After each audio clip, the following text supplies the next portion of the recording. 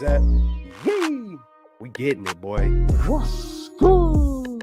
You know who it is. It's your boy, Jay in the Bay. Your baller back again. Smells like football season. Yo. Whoa.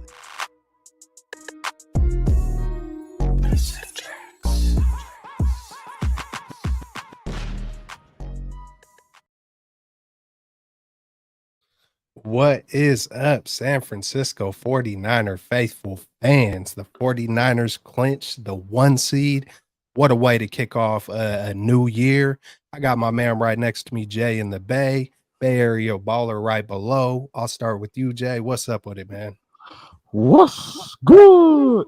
Hey, man. Is there another time where it could be better to be a 49ers fan, man? Hella excited. Number 1 seed. Got to definitely send a care package to the Cardinals. They did us a huge solid. And, man, excited to hang out with you fellas. Hopefully Amin will join us. But, hey, I'm excited to be here and excited to be a Niner fan. We got big things coming up in our future. Let's get it. What up, E? How you feeling, man? Hey, I'm feeling great. I echo Jay's sentiments. It's an awesome time to be a 49er fan. This is what the 49ers have wanted to accomplish all year long. You know, getting that bye, getting home field. They're not going to have to hop on a flight until if they make the Super Bowl. That's the next time these guys got to hop on a flight. So the rest is there, and I'm really excited for what's in store, what we got coming up. Absolutely, real talk, man. It's hey, you said it the best right there, E. It's like, man, we don't even got to get on a flight, you know, and that's going to be one of the topics later on, rest versus rust. Y'all see it, on the screen. We got the rundown right there, but we're going to just go over general thoughts about this game. We'll start, I'll just give my little take, and hey, man, we bounced back. We took care of business. We did what we had to do. There was a good part of that game where I was like, man, we're missing turnovers. Where is the defense with turnovers? And sure enough, probably 5-10 minutes after I had those thoughts and those feelings, there's Mooney Ward.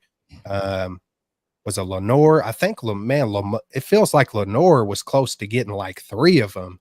You know what I'm saying? What a game by Lenore. So, Lenore got his, and I know he gets so frustrated when he doesn't get the 2 or the 3 because there's a lot of games where he's, where those numbers in the next year or two can definitely go up for Lenore.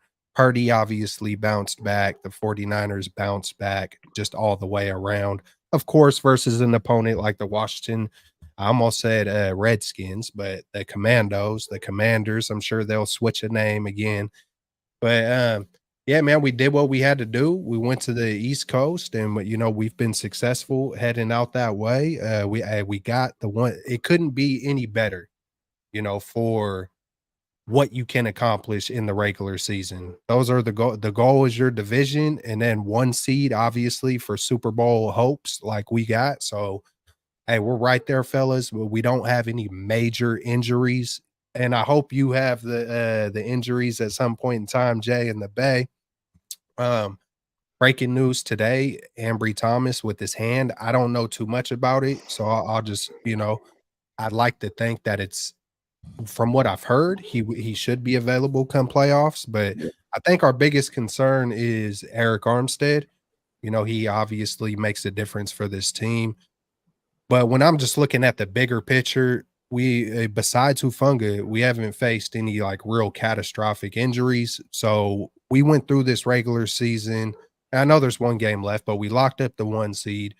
The injuries are down. We can rest everybody next week. We'll see what happens there. So I'm just, I'm juiced up, but it is opening up concerns I have for the crunch time moments. I'll leave it there. I'll save it for the rest of the for a later part in the show. I'm thinking if there's anything else that stood out to me in a major way versus the Commanders. Nah, man, just the excitement even after the game, watching them watch the Eagles lose. That was huge. Watching how much this team loves each other. I think just continues to speak louder and louder the more we get to see, just the moments of, guys just being authentic to each other. And this is a family and they're all dug in.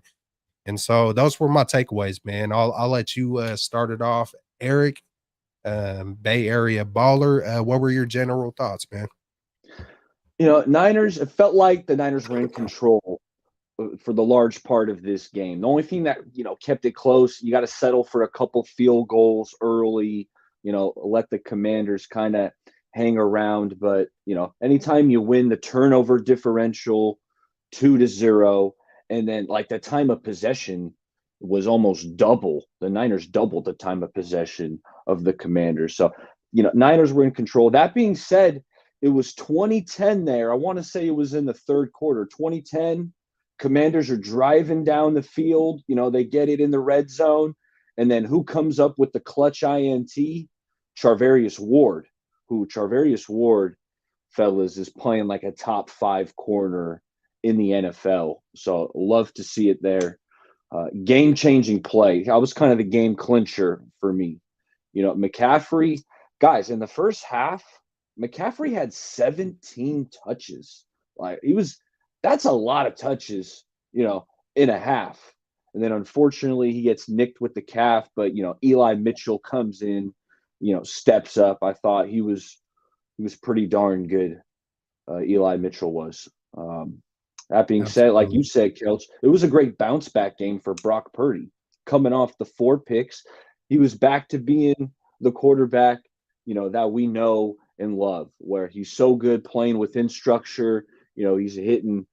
And I noticed, guys, I don't know if you guys feel the same sentiments, but instead of attacking over the middle like they did previously, and Brock threw some picks, it felt like the Niners were attacking outside the numbers, with Ayuk on some corner routes, with Kittle on some out routes. So it was nice to see that. Brock cleaned it up. He was the guy we know and love, took care of the ball. So that was great to see, because you want to get him feeling good, get that confidence back, which I don't think he ever even lost confidence. I think Brock Purdy is unflappable, but still, it's nice to have him kind of have that rhythm game heading into the playoffs here. Just big time win, and thank you, Cardinals. Hey, absolutely. I gotta say, what's good to everyone that's in the chat right now. If you guys are excited about your Niners getting that number 1 seed, make sure you hit that thumbs up button. And Happy New Year to everyone as well that's watching. Hopefully you guys had a safe, happy New Year. But after the disappointing loss to the Ravens on Christmas night, it felt like the Niners needed to get back to basics, and that's kind of what they did. Eric alluded to it earlier, 17 touches for McCaffrey in the first half. I think on the first drive, he touched the ball at least 7 times. That's much different in comparison to the game against the Ravens, where CMC was absent from the game plan, at least on the first and second drive. So the Niners got back to basics, got back to running the ball with CMC. It's unfortunate he got nicked up, but, Elijah Mitchell played excellent coming in. I think that was the first double-digit carry game for Elijah Mitchell. He looked pretty good. Elijah I don't think he played in a game since Philly, I believe, December 3rd. So it was good to see him out there. But it just felt like after, I would say, the Niners got that touchdown to Ayuk, hell of a play by Brock, spin out of the would-be tackler and then do something that you're taught not to do. You throw across your body to Ayuk, even though he was open, but that was a hell of a play. But I thought that was the clincher. The Commanders didn't score in the second half. I thought that was huge. They were able to run the ball a little bit, and they were able to get some chunk plays with some screen plays they had. So they were able to move the ball a little bit in the first half. That was a little surprising, but the other guys get paid too. I thought Mitch only punted the ball twice, so I'll take that every day of the week, obviously. And the Niners took care of business. The Niners did what they had to do, and that's get a dub in DC. And we got some great help from the Arizona Cardinals, and that's my general thoughts about the game. Glad we got the win. Rest is very important. We're going to talk about that later, but I thought they did what they were supposed to do, and we got back to basics. That's what this came down to. Go back to running the ball, getting turnovers on defense, and that's what it came down to.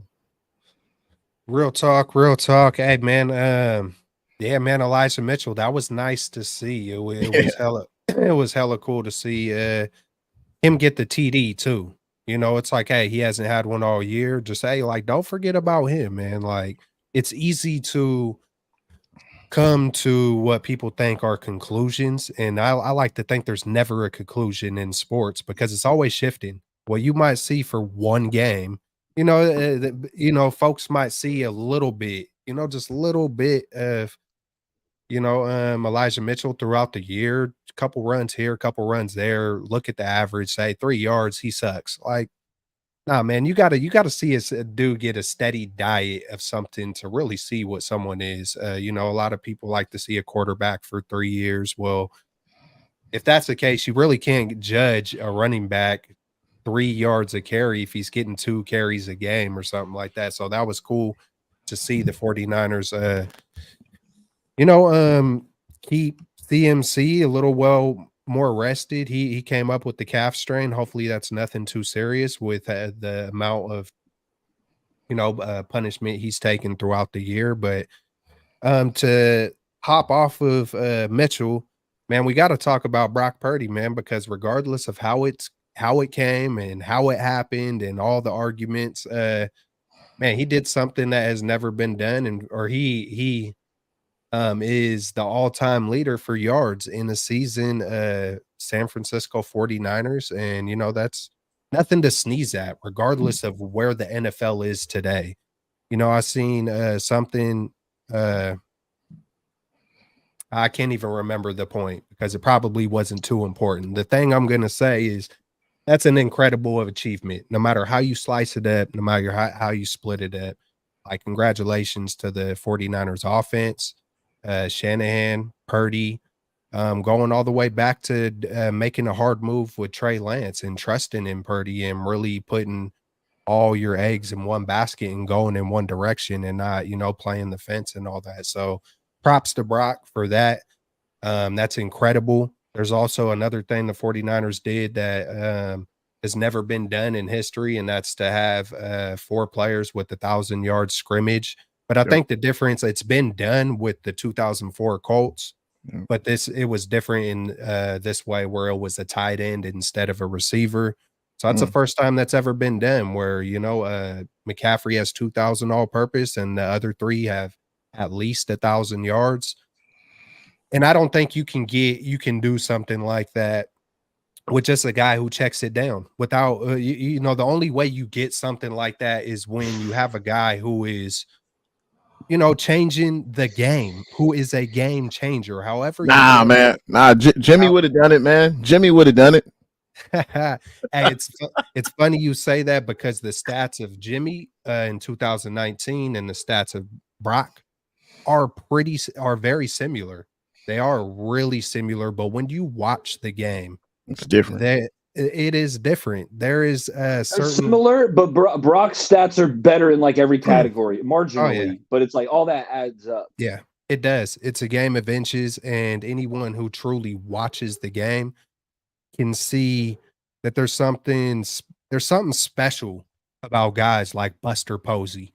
Buster Posey's not going to blow you out of the water with the stats he had in his career, but he was a winner, and people threw that label to someone like Jimmy Garoppolo as being a winner when it was, I'm not even going to go down that rabbit hole, but the point I'm going to stick on is there are guys like Buster Posey, and whether it's a Steph Curry or a Joe Montana or a Tom Brady, and y'all can decide for yourselves whether I'm comparing Brock to those guys or not.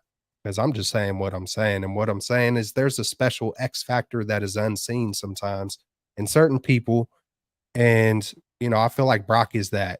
I don't even know how to categorize it, but that's one of the things that I like to see, man, is that we continue to push the ball down the field. We seen the dot, the 38-yarder to Brandon Ayuk. That was a beautiful that was pass. A laser. That was a laser. Someone up in his face. He stood in the pocket, stepped up, ripped it freaking to Ayuk. That connection has been money all year long. And then he does it again. We talked earlier about the pointing. When Jimmy Garoppolo get the pointing, oh my lord, I buckle up and get some popcorn. You don't know what's about to happen right now. He looks to the left, he looks to the right. But there's a big that this is maybe the biggest difference in Jimmy and Garoppolo is when Purdy points, most of the time it's money. It is straight up money when Purdy points, and when Garoppolo points, only the Lord knows what the heck's about to go down. And so, I'm trying to think, the likes and dislikes, man, there wasn't too much to not like. I'll save some meat on the bone. I went on a rant that maybe wasn't even about the likes and dislikes, but what up, Amin? Happy New Year's. How you feeling, man? I'm gonna let you just give your general thoughts.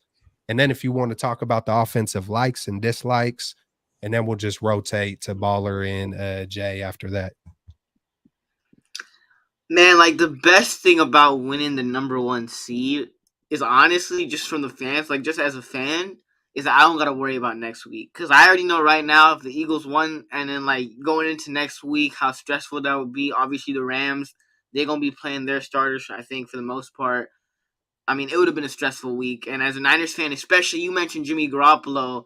As a Niners fan with Jimmy Garoppolo, you don't know how many games where they're like down to the wire and you're like, Jimmy in the offense, please don't mess this up. Like, please don't mess this up. And either we pull it out with the Robbie Gold field goal, or sometimes, Jimmy Garoppolo throws an interception. It's like it always comes down, to the wire sometimes with Jimmy Garoppolo. But I mean, I'm glad I don't got to worry about next week. I'm glad I don't got to worry about the wild card round. We move on to the divisional round. But, number one seed, besides that, doesn't really mean much to me. We've had the number one seed before. I want to win a Super Bowl this year. Like, this year, we have the team. And if you really think about it yesterday, and you put it into perspective, yesterday, in my opinion, in my humble opinion, I think the offense played better than the defense. I think we could agree on that. The offense played better than the defense. The defense was kind of all right. Like, I didn't think the defense was all that yesterday. They got the turnovers and the interceptions late, but I didn't think the defense was really that great. What really kept them in the game yesterday was that offense and Brock Purdy. And I think the offense kind of, in a way, won them the game yesterday. But for the first time, you have a really darn good offense and you have a really darn good defense, right? So if one struggles, you have the other to, kind of balance it out. But for the most part, I'm just happy, I don't got to worry about the next couple of weeks. I get to relax. But, I mean, this is our year. Like, the Niners have a great offense, great defense. Kyle, like, please don't screw it up. Like, please just don't screw it up. You don't have Jimmy Garoppolo anymore. Like, you don't have an excuse to sit up here and be like, but we have Jimmy Garoppolo, and, I was conservative in this situation because he doesn't trust Jimmy Garoppolo. We can't have that argument anymore. Like, this is your year. Unless Brock Purdy gets hurt or unless you have a catastrophic injury, like, this is your year. Get it done. I got a perfect topic for later on called confidence in crunch time. So just, hey, man, I was gonna try to cut you off, like save it for later, bro. Uh, nah, but I hear you, man. Man, hey, what was the things that you like to see the most and didn't like to see the most on offense? Yeah, man. One like was seeing Elijah Mitchell out there yesterday, and I know partially it was because of Christian McCaffrey and his calf strain. He was obviously on the sideline, and we were wondering what was up with that. But I like to see Elijah Mitchell in there, and I want to see Elijah Mitchell more in there on third down situations. I like that we also got to see Jordan Mason late in the game. Kyle Shanahan, Christian McCaffrey's a stud. I know the commentators, they all say it all the time. Christian McCaffrey wants to be in there on every snap. He wants to play all the time. I get that, but at the same time, right, playing football takes a toll on your body. And I'd rather have Christian McCaffrey, right? I'm glad we get 3 weeks break because he gets to, have 3 weeks to recover. But I'd rather have Christian McCaffrey in those playoff moments or in big moments than have him in like a meaningless fourth quarter game. And I'm glad Kyle Shanahan decided to use Elijah Mitchell because Elijah Mitchell's first touchdown. And Elijah Mitchell was great for us before Christian McCaffrey got here. Elijah Mitchell I think he broke the record for the Niners rushing rookie record. So, like, Elijah Mitchell was really good for us before Christian McCaffrey got here, and it kind of felt like he has been dealing with injuries, but it was nice to see him out there yesterday. I feel like we should get him more involved instead of just solely focusing on Christian McCaffrey and utilizing him and giving him 20 carries a game. I think you could split it out a little bit more, but just to keep Christian McCaffrey a little bit healthy, just to keep him healthy. But I like to see the addition of Christian McCaffrey and then Brock Purdy, man. Like you mentioned the point, and like that's just like I haven't seen that from a Niners quarterback. And some of y'all got to see Joe Montana and the Steve Youngs and the Garcias. When I started watching Niner football, it was like at the end of Colin Kaepernick, Blaine Gabbert. That was like the first couple of seasons. And I got Jimmy Garoppolo, and I was really hyped at the Jimmy Garoppolo era because 2017, Jimmy Garoppolo was throwing sidearm passes to Trent Taylor for touchdowns, and we were leading, game-winning drives. And then it's kind of been whatever since that. And now we have Brock Purdy, and man, Brock Purdy, he's just special. Not because he could throw the ball 80 yards, not because he's the strongest, not because he's the fastest, but he just does the right thing on most situations. In most situations, he just does the right thing, right? And he kind of has a sneaky athleticism where he obviously isn't the fastest. He's not like a Lamar Jackson, but he has a little bit of that sneaky athleticism when he has to make a play. When he has to, it was like a third down in the first quarter, and he like stepped up in the pocket and he ran off and got the first down. Like that sneaky athleticism, like he just does the right thing. He gives you an opportunity to win. Anybody that's calling Brock Purdy a game manager after yesterday or after this entire season, like it just like it baffles me. Like that throw to Ayuk, like like it's so beautiful to see.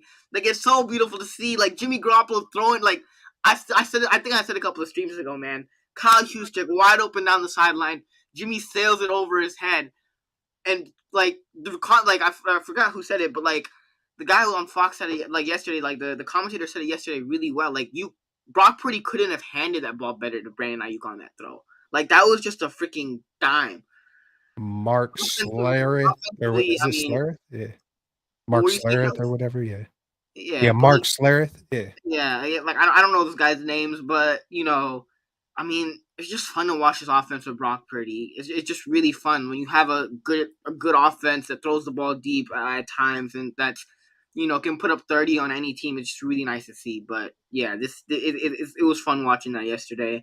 And like I'm still gonna say it one last time, but Kyle, please don't mess this up. Please, like just don't do it, Kyle. Don't do it. Not this year. Like don't do it.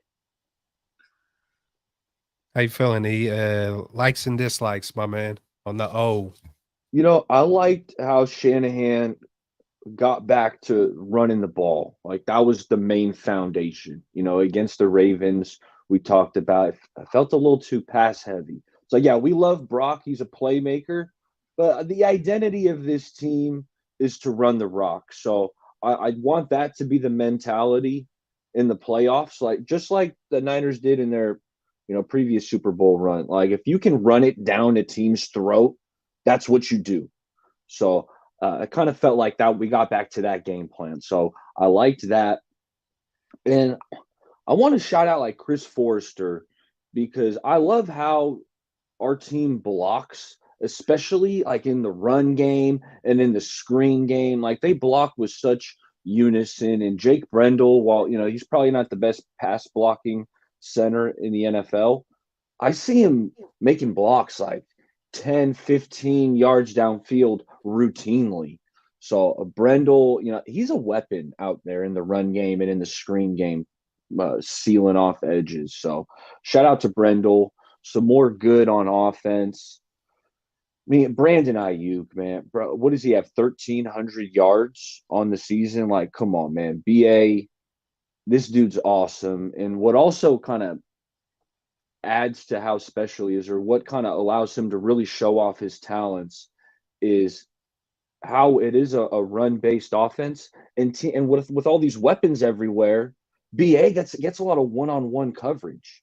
And he's able to win these one-on-one matchups consistently, and we've seen it all year. So, I mean, BA, he was awesome again yesterday. And then, the Brock Purdy love fest continues. Amin actually highlighted a couple plays that I absolutely loved. I jotted down just like as the wow plays he makes, like that improvisational play to Brandon Ayuk where he's running around, evades a sack, he's on the run. Like this kid's special. He plays so good within structure, but then he gives you 2 or 3 plays every game that just adds to this offense's ability. The throw to Brandon Ayuk on the seam route, or it was a slot fade that Kelt's already talked about earlier. That was a laser. It was perfectly thrown. Like if you see that throw, you would never question if Brock Purdy has enough arm strength. Like just that throw right there shows you, yes, he does. And like Amin said, there was a nice scramble on a 3rd and 3 to convert it. One of his best throws, fellas, I thought ended up being incomplete on the first drive. It was Juszczyk on a wheel route, right? I mean, Hey, Purdy put it right in the perfect. breadbasket. Yeah. Juice usually has some reliable hands. That one slipped through and hit the ground. But, man, Brock Purdy, it feels good, man. This is going to be our guy. But, hey, we can't be content. There's more work to do. We're in a good spot. But you got to take advantage of this situation. The Super Bowl window is right now, and I'm excited about it. Can I Hey, ask into that baller real quick? Can I ask into that? Because you touched on it a little bit, right? Like the run game. Like Kyle Shanahan reestablished the run game. But like watching that game yesterday, Kyle took his shots when he needed to. But it kind of reminded me a little bit of a Jimmy offense, where it was like more conservative. It was more running the ball, even like in the end zone, that little pitch to Debo for a quick touchdown, right? It wasn't so much of relying on Brock or relying on Christian McCaffrey. It was kind of balanced where I feel like if the Niners do that in the playoffs, that sets them up for the best chance that they have of winning a Super Bowl, because you have a competent quarterback. It's not Jimmy Garoppolo at QB. So when you need to make those throws, I think personally Kyle Shanahan has a guy that he trusts, and as like a fan, I trust in order to make the throws. But then you also have a bunch of weapons that you could utilize, so you don't always have to put it in Brock Purdy's hands, especially in the playoffs. What they did yesterday with like the balance of not like the Ravens game where it kind of felt like Brock Purdy's trying to win the MVP, and this is Kyle Shanahan's showcase to have Brock Purdy win the MVP. So they're just passing the football and not utilizing the run game. I liked where they had that balance because I trust Brock Purdy to make the throws when he needs to. I trust him to take the shots when they need to. But then you also have Christian McCaffrey's and Debo Samuel that can run the ball, and you could pound the ball down team's throat. And then when you need to pass the ball, you have a quarterback that's capable, more than capable, and that I trust, that Kyle Shanahan trusts to make the throws and make the plays that he needs to. So I love the game plan yesterday. If you go out and do that in the playoffs where you're not fully heavily relying on Brock Purdy, and you balance it out, I mean, I think the Niners will be pretty successful. hey, well said, Amin and Bay Area baller. I think yesterday's game plan was the blueprint. This is how every game should be going forward. I don't think we need a pass heavy offense up, at least on the first few drives. CMC is an MVP consideration for a reason. Use him. He's going to have 3 weeks off. It's going to be balls to the wall once we play our first playoff game. But run the ball. Don't make it more complicated than it has to be. That's the strength of the team. Work off play action, run the ball. I like that we got Juice involved. I mean, when was the last time he had 3 catches in a game? Because teams aren't really expecting it. You got to guard Kittle, you got to guard Ayuk, Debo, sometimes Jawan Jennings, especially on 3rd down. But now you have to guard Juszczyk. I like it. I think we should do it more often. Get him involved in the game. Of course, Brock Purdy, he's going to make those plays that you guys illustrated already. And those are always fun to watch, fun to see for sure. And of course, it was good to see Elijah Mitchell out there. He had been battling injuries pretty much all year. And for him to get 17 carries, I think that definitely will help his confidence going forward. And I don't think he'll get 17 carries again in the future in a playoff game, but unless it's a blowout. But at least he's getting warmed up, right? He's not coming off not playing in 2 months. At least he was able to get some game action. So I think that'll benefit him and the team going forward. Dislikes. There weren't that many. Honestly, I thought we went in and we did what we had to do. We put up 27. You could say the game plan was conservative, but I didn't think we need to. I mean, we're playing the Commanders. Their coach is about to get fired. They have nothing to play for. The game plan is simple. So I didn't see too many dislikes. I feel like once a game, Brock Purdy has a throw where I think it was a Debo. He ran like a in pattern, and Brock has to throw it past the defender that's guarding Brock or guarding Debo, but then he also has to fit it in to a safety coming over, and it looked like he kind of threw it behind Debo. I think that was on the first drive, I believe. It was wasn't in third quarter, like I think it was third, right? Like maybe he had more than one of those throws because I remember. I think I know for sure that he usually has one of those throws where he tries to fit it in, and you love it when it works, you hate it when it doesn't. But I think he's always going to, make those difficult throws. But other than that, you put up 27 points on the road. I think everything was pretty much good from my standpoint. All right, so I got a little conspiracy on the Debo thing. Just little stuff that I noticed, and I also wanted to touch on what Baller was talking about. I don't know how long ago, but I remembered how you were talking about. Did we notice with Kyle Shanahan and the game plan?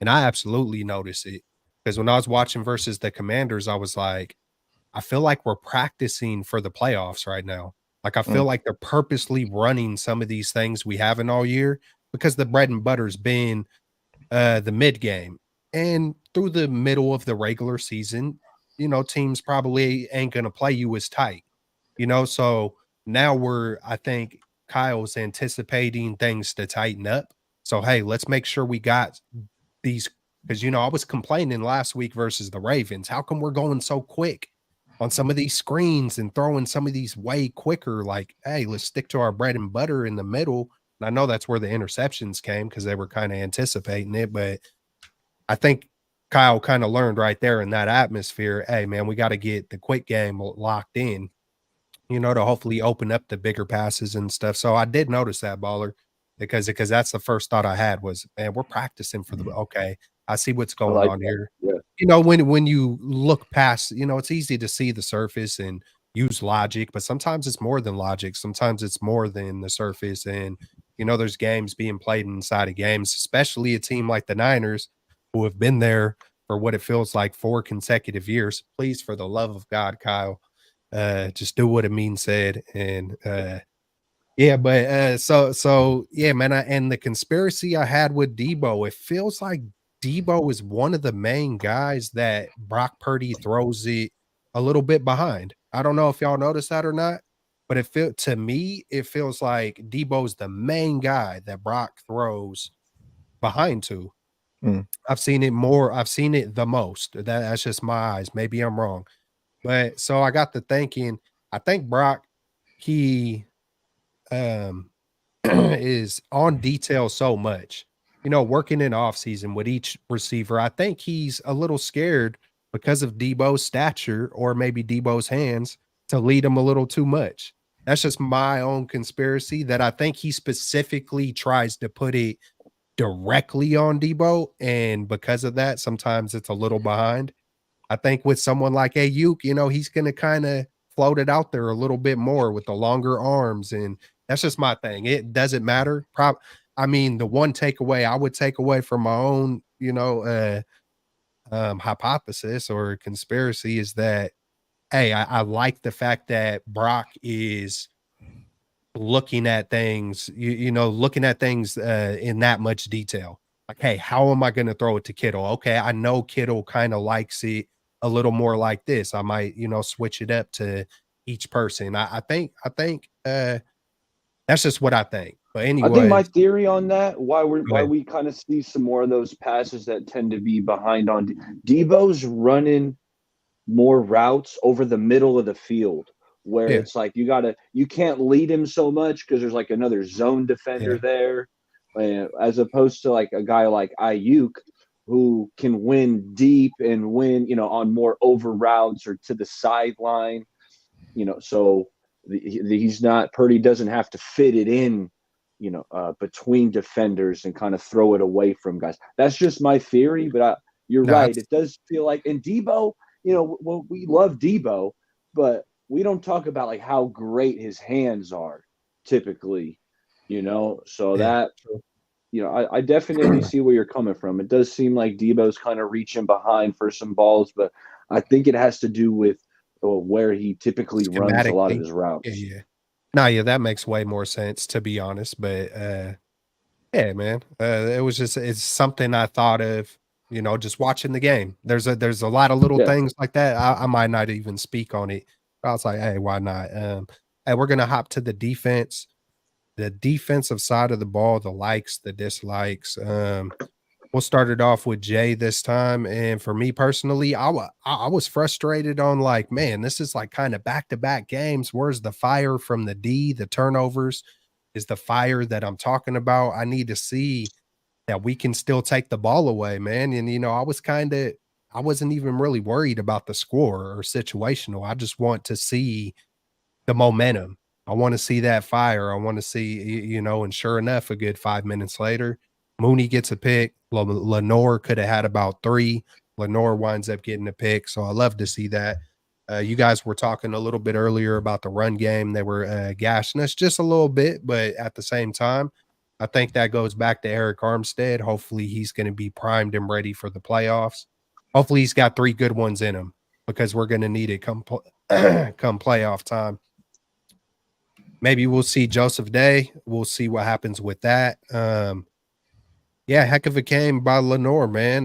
Mooney Ward at the same time, he's having an all-pro type year.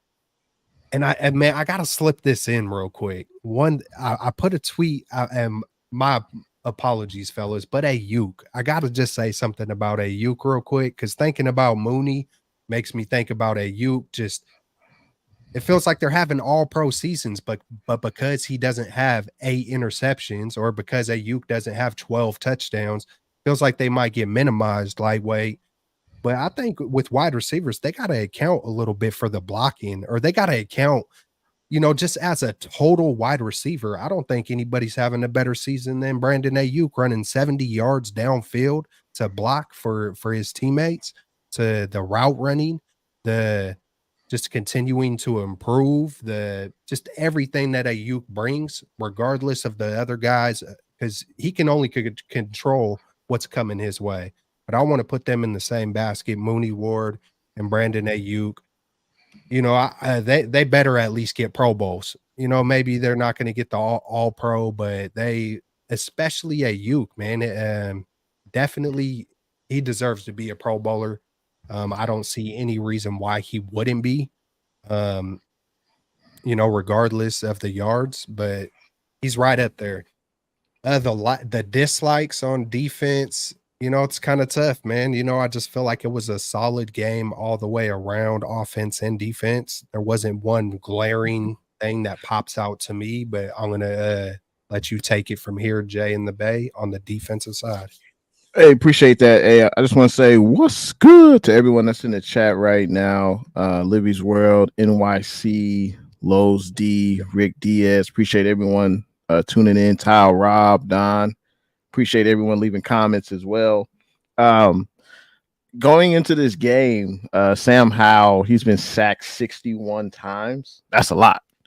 That's on average of what? At least 4 games, 3 to 4 times he's been sacked a game. So to end up only getting 1 sack, that's a little disappointing. And they did gash us from time to time with screen passes. Brian Robinson, that's a tough guy to bring down. He gashed us for a few runs. I think that's really the only thing that consistently hurt us, where a few runs, a few screen passes. Scary Terry, he's always going to make some plays out there. He's a hell of a receiver. He got one over Demo Lenore, I believe. And he also had a touchdown catch. But when you only allow 10 points, it's like, what can you really be that mad at? The Commanders were able to move the ball, but the Niners D came up with those turnovers in the second half that really flipped the game. So my likes were the turnovers, only allowing 10 points. Dislikes, only had 1 sack. We did get a few pressures. Bosa was in there. I was expecting a bigger game from Chase Young. You're going back to DC. I talked about it last week. I thought he would have, a look at me now game. At least statistically, it didn't show up like that. Was he around the quarterback? Sure. But statistically, it didn't really show up that way. But overall, only allowing 10 points, you took care of business. Hey, it's overall, I would give it like a B- performance for the defense.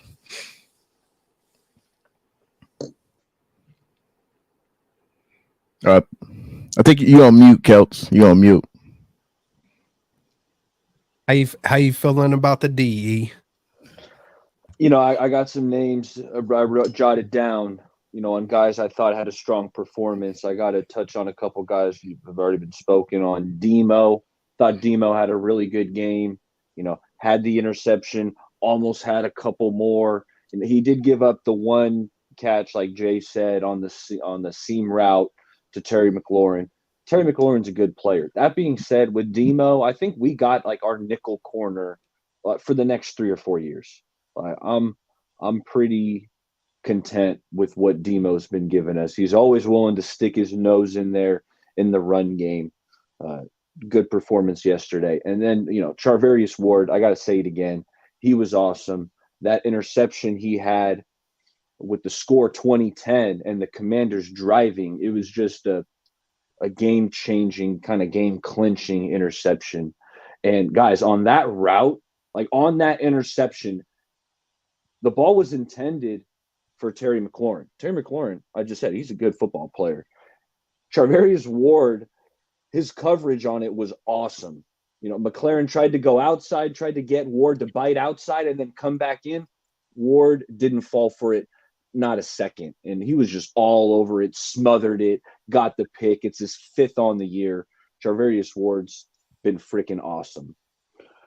Next guy I wanted to touch on, Clelin Ferrell. I mean, guys, the dude's just a really freaking solid football player. Hell of a signing by John Lynch this offseason to come in. This guy's he's really good on base downs. He's good against the run. Yesterday, he had 3 QB hits leading the team. He had a sack. He had a tackle for loss. Like, Clelin Ferrell has been just really freaking solid this year. Shout out Clelin Ferrell. And then Dre Greenlaw, guys. If you were to ask me, like, who needs these couple weeks off the most out of anyone on the Niners, I mean, McCaffrey's nicked, so he needs some time off. But Dre Greenlaw, man, he's been battling through all sorts of stuff all year, right, with the hamstring and the ankle, and just he continues to play through it. But I'm happy I think maybe they're going to rest him. Who knows? Maybe they're going to play him. But I would probably rest this guy because he flies all over the field. He's physical as hell. He led the Niners in tackles yesterday with 10. Greenlaw, he's having an awesome season. He was awesome again yesterday. And then Javon Hargrave. I was a little nervous with him coming back from the hammy. I thought maybe, let's rest him another week. But no, he was out there. I saw him kind of pushing the pocket. His numbers didn't pop off on the stat sheet, but I saw his impact out there. And similar along those lines, Nick Bosa. I thought Nick Bosa, was commanding double teams, still kind of pushing the pocket, making Sam Howell uncomfortable. So those were my strengths. The one guy I'm nervous about, if you were to ask me, like, who on defense still kind of makes you nervous, and maybe one of you guys can kind of ease my nerves, but it's still Ambry. I don't know, something about it. I know he gave up the touchdown to Terry McLaurin on the little slot fade, but I want to say there was another play or two yesterday that was just like, come on, Ambry, like, just kind of loosen his coverage. So that's probably my only dislike. And at this point, it is what it is, right? But that being said, this game coming up, one of these young guys, if they show out, is it a Womack or a Daryl Luter, or, if someone plays, it's Ambry's spot. But if things get hairy and, he's giving up some yards, somebody who steps up and plays this week coming up against the Rams and shows out might enter, Wilkes' mind, say, hey, let's make a switch, depending on how things go. But there was a lot of good that we had from yesterday, and those were the guys I touched on. Absolutely. What's up, Amin? How you feeling about the D? I mean, obviously there was a lot of positives, right? Obviously limiting the Commanders to 10 points. Obviously the takeaways with Demo, and like Demo could have had a couple of them, man. Some of them I'm just like, Demo, like, you gotta hold on to that. But then but he obviously got the one at the end, and then Charvarius Ward. You said something about Brandon Ayuk and Charvarius Ward. I think they should be, definitely get into the Pro Bowl, and they're having all pro type seasons. But that's just the thing, man. Like, when we look at it, we look at, like, for example, like a guy with the Cowboys, like Deron Bland, right? Like, when Deron Bland is like, oh, he's okay in coverage at times, but like everybody's talking about Deron Bland because he has the interceptions, right? 8 interceptions, leading the league, or like even when guys like have good receiving like seasons, right? Like for example, like a Mike Evans. Mike Evans has put up like 1,000 yards for like the last 10 seasons, but because he doesn't have the touchdowns and he plays for the Buccaneers, and the Buccaneers are kind of irrelevant for the last couple of years, except they're doing good this year. But I'm talking about like in terms of like guys like Ayuk, they don't get the recognition that they deserve. Number one, because when you play on a team like the Niners with how much talent we have, like when you see Debo's highlights, you see Kittle doing what he's doing, you see Christian McCaffrey, he kind of gets overshadowed, right? But at the same time, is it fair to him? No, but people like to look at numbers like touchdowns or sacks or interceptions. Those are just fancy stats that people look at.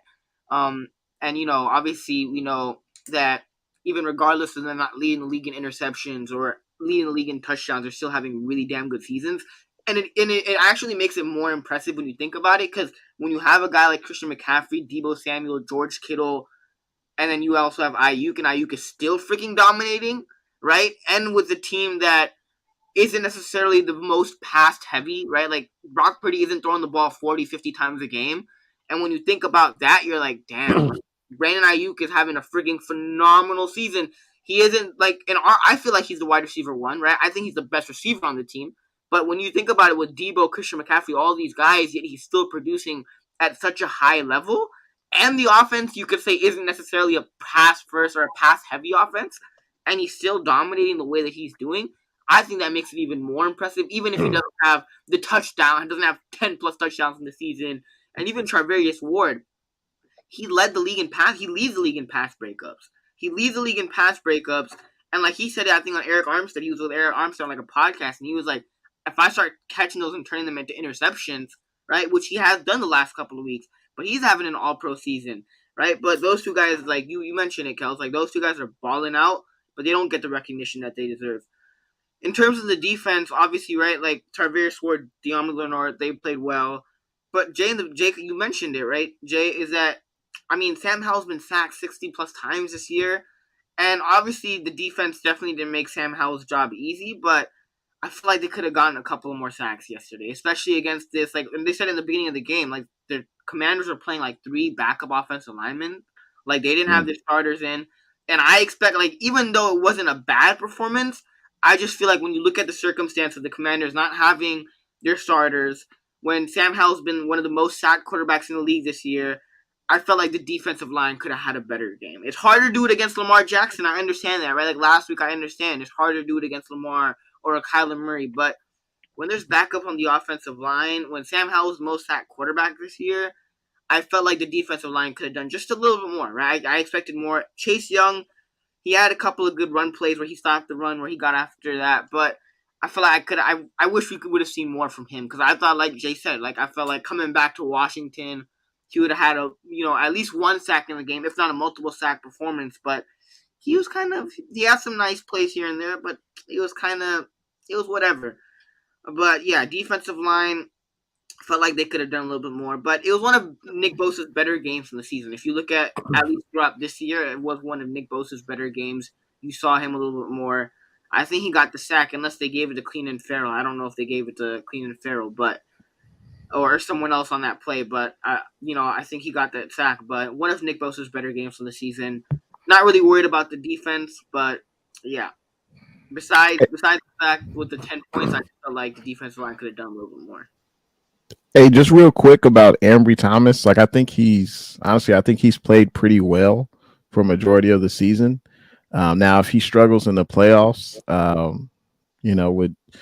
with Wilkes, sideline Wilkes, would he opt to put Jason Verrett in, or maybe Sammy Womack? I mean, maybe in a pinch, but I don't know if that would necessarily mean Ambry will be benched the rest of the playoffs games. But I think he's built up enough goodwill. Maybe I'm wrong, but I'm also thinking about the options behind him. I mean, Jason Verrett, he's been, in and out practice squad. He did get some run in the last someone game. who stepped up this week, someone who gets the opportunity. Someone will have to step up this week to kind of gain some, earn some Because stripes. Ambry probably won't play. He's got the broken hand. He's going to have surgery, but he probably won't play. So yeah, someone else, and they're going to have a good test going up against Cooper Kupp, Puka Nakua. Like it's going to be a good test for whoever fills in for Ambry. That's for sure. But I understand Baller's concern though, because I feel like on that defense, Ambry's the one guy that does worry me a Weak little. link. Because after he is the weak link of that defense, and it's not like it is the nicest thing to say, but he's that one guy that does worry me because we've seen when teams do target Ambry Thomas, a lot of the time the offense is successful. He has been better this year, but when you're playing playoff teams, right? Like if you meet the Rams in the first round and Ambry Thomas is out there, I mean, against a guy like Puka or Cooper Kupp, I would say the Rams have a favorable matchup in those instances, especially if Ambry's guarding one of those guys. So I am worried about Ambry Thomas. If the opposing team does target Ambry, I would say out of 10, I would say 6 or 7 times, if not more, I would say the offensive guy has a pretty good shot at coming down with the ball. That just at least in my opinion. And I'm not trying to beat up on Ambry too much. Like he is the guy. Like he's the guy that's going to be, aiming to start opposite Charvarius Ward. I'm always looking for potential ways to get better. And I know this team really likes Darrell Luter, who we haven't seen, right? He had that bone bruise that kind of lingered for the majority of this year, but he's back now. Sam Womack, like we haven't seen these guys. So I want to see him out there. If somebody performs well, then it's going to be in the back of my mind. Like, hey, we got a Luter, we got a Womack who did play well, in an NFL game this year to kind of fall back on. All right, so here's my thing with all of it, and I'm gonna this is transition straight up into step your game up, and hey, let's just say that's Ambry Thomas, just for the sake of the discussion. Excuse me. So there's a couple of things: smaller picture, big picture. The way I'm looking at it, I'm like, man, he's done. I'm looking all the way back to Isaiah Oliver, and I'm thinking about what Ambry has done since that time, and I'm like, freaking money in the bank. If that's our weakest link, right. Super Bowl, here we come, right? And then another thing, even bigger picture, I'm looking at it like this, like there hasn't been too many years where we can look back and say, hey, we got Ambry, we got Verrett just sitting there, we got Womack sitting there, we got Luter sitting there. A lot of the times in the past few years, our secondary truly was a weak link, even, and it's like, oh my God, are we going to have to hit up Dante Johnson again? Are we going to have to go get dude off the street? Are we going to, At whoever this point, it he should is? be a Niners legend, Kel. It's like at this point, I Yeah, feel like I've seen him at least every couple of years. He's back on the Niners. He should be a Niner legend. Like they should retire his number. Like absolutely. I feel it. But, and then to flip the script back, to Baller's point, hey, I want to see this team. I don't want to just come up this short again, man. It's like we need that extra inch, whatever that is. Whatever you got to do, sideline Steve and freaking Kyle Shanahan to just not crumble in those moments, whether it's schematically, whether it's with whatever player needs to play, whether it's whatever it is. Hopefully, I trust that they got it figured out this year so far. Hopefully, whoever it is, hopefully we're just not getting burnt. Hopefully that's not the reason, whether it's a tart drop or a fumble or whatever, but I do like the position that we are with our team right now. I love the fact that we can lean back on a Verrett or a Womack or a Luter, even though we haven't seen Luter. I've heard nothing but good stuff from him. I know you got to get on the field and do it. Hopefully it's Ambry. Hopefully Ambry rises to the occasion, gets healthy quick, and he has another some more moments, kind of like what he did versus the Rams. We seen Payo Time up in the chat. What up, my man? Happy New Year's. So yeah, it's the way I feel about it. And we still got a few other topics. I'm gonna just hop, unless y'all want to touch on step your game up. I'm gonna just hop to 49ers versus Rams and who you are looking forward to seeing. Bay Area. Eric, he reminded me earlier that this was a good topic to bring up. Who are you excited to see? That we typically don't see. The guy I mentioned was Womack without hesitation, and then it was Danny Gray. It's like we've seen the 49ers without Jawan Jennings. and it's obviously made an impact. I know he's more of a dog. He's going to make those blocks. He's going to get under linebacker skins and edge guys. And, Jawan is a dog. He brings a certain spirit about him, that from hearing the players talk, he's just one of those guys. I think I mentioned it last week or the week before when you go to work and there's that one guy there that keeps the spirits light or that makes you want to, be more on top of your game. It feels like the Niners talk about JJ, Third and Jawan like that.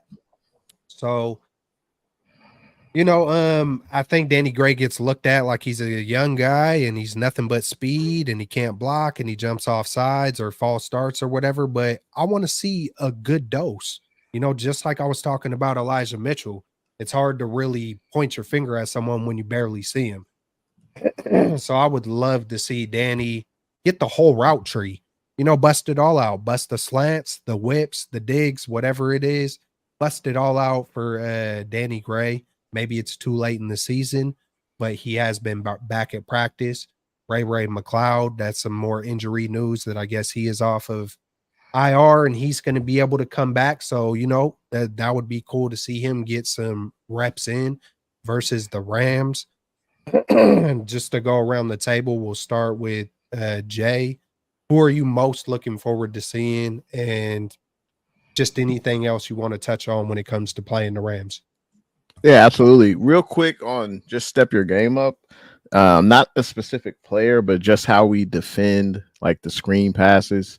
I know the front four wants to get to the quarterback, but if a lineman is blocking you for a half a second and they let you go by, typically that means something's going on behind you, and you just have to have like that sixth sense, like, okay, they're letting me go. And I see the lineman going in a certain direction, like I need to go get the ball, go get the running back, because most likely he's going to be getting the ball or the tight end or whatever. So I just think we just have to be more prepared for that. So maybe that's a sideline Steve thing, bringing it up in meetings. Maybe that's practicing it on the practice field. Somebody yelling out screen, like whatever. But I think that's something that we've continually seen this season where we get beat. Like they're gashing us. It's like 15, 20-yard screen passes. It's every game feels like they give up at least one. Yeah. So not necessarily a specific player. I guess you could say the D line because they're on the line of scrimmage and they're the first you could argue to recognize it, or they should be. But that's what I would say for step your game up. But as far as a player that I'm excited to see who should get some burn in this game because we've already got it wrapped up. Ronnie Bell, he showed up and showed out in the preseason. He made the freaking roster as a 7th round pick. Like that's pretty much unheard of. Most of the time that doesn't happen. So it'll be good to see him out there. I'm sure Debo most likely probably won't play. Well, Shanahan hasn't really said, like the guys, they could play the first quarter or play 2 series or whatever and then take them out. We really don't know. But yeah, seeing Ronnie Bell in there, I know Chris Conley was in there. We didn't really get any targets his way. Hey, maybe we'll see, Bay Area Baller's favorite guy, Braden Willis. I know E was very high on him coming into the draft. And Kittle, there's no reason why he should play. Kittle, I'm surprised he even stayed in the game. That vicious hit he took coming across the middle. Yeah, that looked like he's going to be sore today. But yeah, Braden Willis, let's see we know he's a hell of a blocker. Let's see what he can do in the passing game. I'm looking forward to seeing that. On defense, if there's one guy, I think Robert Bill Jr. was out there, I think yesterday. So let's see more of him. He was a day 2 draft pick for us, or no, I think it was day 3, 5th round pick. So let's see what he can do going after the quarterback. But yeah, those are my 3 guys: Braden Willis, Robert Bill, and let's see what Ronnie Bell can do because I'm a little now. Okay, real quick. E says he's nervous about Ambry. I'm nervous about Ronnie Bell in punt returns. Honestly, I'm glad Ray is coming back. Or at least his 21-day practice window is open. Ray McLeod, he's recovering from the rib injury. So, yeah, that's what I would say. I guess Yeah, I got some guys. I got some guys I'm looking forward to seeing. I think are going to get some run here coming up. And Jay, my number one guy I want to see is Braden Willis. I think I really want to see him show off his tenacity.